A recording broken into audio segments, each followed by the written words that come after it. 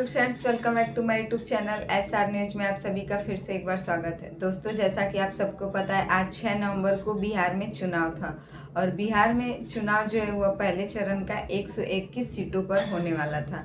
छपरा, मोकामा से लेकर दानापुर हर एक क्षेत्र में आज चुनाव जो है वह देखा जा रहा था कि शांतिपूर्वक हो जाए, लेकिन ऐसा कुछ नहीं है। दोपहर करीब 12 से 1 बजे तक ही 50% वोट जो है वह पड़ चुके थे, लेकिन सभी पोलिंग बूथों पर जो है वह यह देखा जा रहा था कि जहाँ जहाँ पर ज़्यादातर गढ़ आरजेडी का है, जैसे मोकामा, राघोपुर, छपरा, इन सभी पर और दानापुर से कुछ कुछ बातें निकलकर सामने आ रही है, क्योंकि यह सभी जो है आरजेडी का गढ़ था और यहीं पर आरजेडी द्वारा जो है वह विपक्ष पार्टियों पर आरोप लगाया गया है कि 12 बजे तक तो 50% जो है वोट पड़ चुके थे, लेकिन उसके बाद जो है वोट को धीमा कर दिया गया था। यानी कि दानापुर से मशीन में गड़बड़ी की खबर सामने आ गई थी और वहीं दूसरे क्षेत्र से दानापुर के यह देखा जा रहा था कि जहां पर एक गंगा नदी को पार करके कुछ लोगों को जाना था वोट देने के लिए, वहां पर आज सभी प्राइवेट नाव जो वहां पर चल रहे थे सभी को बंद कर केवल सरकारी वोट जो है उस गंगा नदी में चल रही थी। और ये सब जो है वह विपक्ष पार्टियों द्वारा ऐसा बताया जा रहा था कि प्रशासन के आदेश पर ऐसा किया गया था। अब प्रशासन ने ऐसा वहाँ पर क्यों किया था यह तो अभी तक सामने नहीं आ पाया है, लेकिन आरजेडी का यही आरोप था कि वहाँ पर जो है जानबूझकर वोट को रोका गया था और कई संख्या में वहाँ पर लोग जो है वोट नहीं दे पा रहे थे। सभी लोग जो है उनको वोट देने से दूर रखा गया था। यही बात जैसे ही सोशल मीडिया पर आती है, एक के बाद एक ट्वीट करके सभी लोग जो है इसकी जानकारी प्रशासन को देते हैं और प्रशासन को इन सब के ऊपर जो है वह कार्रवाई करने के लिए और इन सभी मामलों को सुलझाने के लिए कहा जाता है,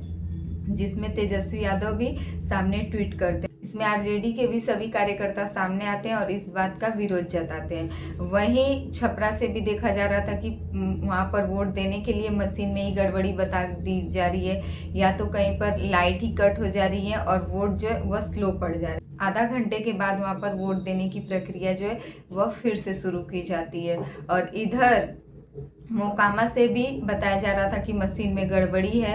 ऐसे ही करते करते वोट को धीमा कर दिया जा रहा है, क्योंकि 12 बजे तक जितने भी वोट पड़े थे 50% वोट पड़ चुके थे और कहा जाता है कि जब वोट अधिक पड़ते हैं तो इसका मतलब जो है बदलाव की प्रक्रिया सामने नजर आती है। और इस बार जो है वह बिहार में जैसे ही आज मोकामा, छपरा, दानापुर हर एक जगह जो पहले चरण का चुनाव होने जा रहा है, 121 सीटों पर किसका कब्जा होने जा रहा है। अभी तक तो हवाएं उड़ रही थी आरजेडी की, लेकिन अब पता नहीं, अब वोट खत्म होने के बाद अब दूसरा चरण जो है वह 11 नवंबर को दूसरे चरण का जब चुनाव होगा तो शायद इसके बाद अब रिजल्ट 14 तारीख को सामने है और उसमें पता चल जाएगा। आज जहाँ तक कि सभी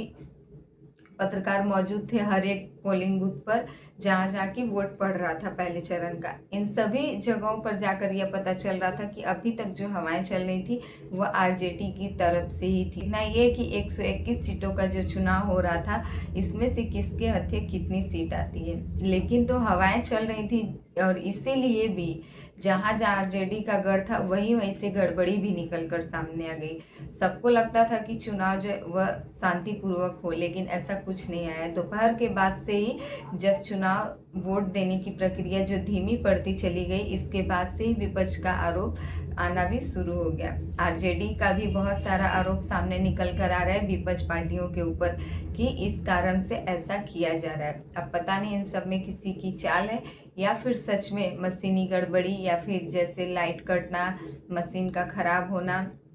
यह सब आम बात होती है, लेकिन अब पता नहीं इन सब के पीछे कोई कारण है या फिर क्या। दानापुर से जो भी खबर निकल कर सामने आ रही थी कि वहां पर गंगा नदी को पार कर कर जाने के लिए हर रोज जो है वह कई सारे नाव वहां पर चलते थे, लेकिन आज जो भारी संख्या में लोग वहां पर इकट्ठा हो रहे हैं वोट देने जाने के लिए, तो वहां पर देख रहे हैं कि केवल प्रशासन द्वारा एक ही नाव चल रही है, वह भी सरकारी नाव। प्राइवेट सभी नाव को वहाँ के प्रशासन हटा दे रहे हैं, यह कहकर कि आज केवल सरकारी नाव ही चलेगी।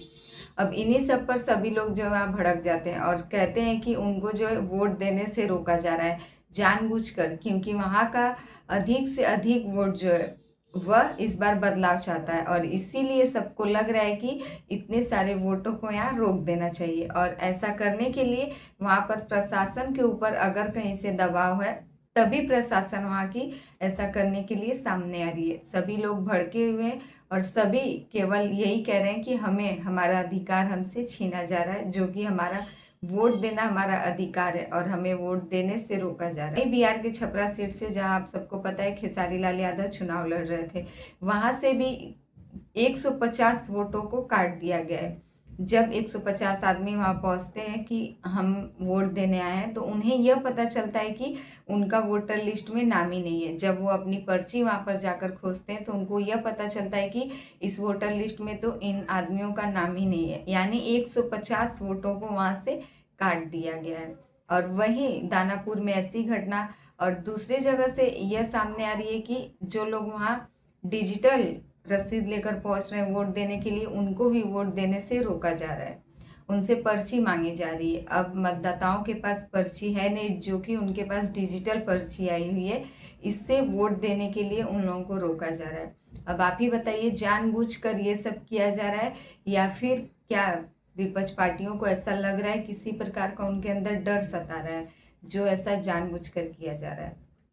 आप सब समझदार हैं। अगर आप सब भी देखें तो ये सब ऐसे ऐसे जगह से ये सब जो घटनाएं निकल कर आ रही हैं, ऐसे ऐसे कारनामे जो हैं, वह केवल आरजेडी के गढ़ से ही निकल कर आ रहे हैं। तो आप खुद समझदार हैं और खुद समझ सकते हैं कि ऐसा क्यों किया जा रहा है। बाकी अब देखना ये है कि पहले चरण का चुनाव तो बिहार में आज बीत चुका। अब देखना ये है कि 11 नवंबर को जो चुनाव होने वाला है वह कैसे शांतिपूर्वक निकलता है, या फिर उसमें भी कुछ ऐसे ही कारनामे सामने आएंगे। तो इन सबको लेकर आपकी क्या राय है, कमेंट करके ज़रूर बताइएगा। हमारे चैनल पे नए हैं तो प्लीज़ हमारे चैनल को सब्सक्राइब कर दें और वीडियो पसंद आए तो लाइक कमेंट जरूर कीजिएगा।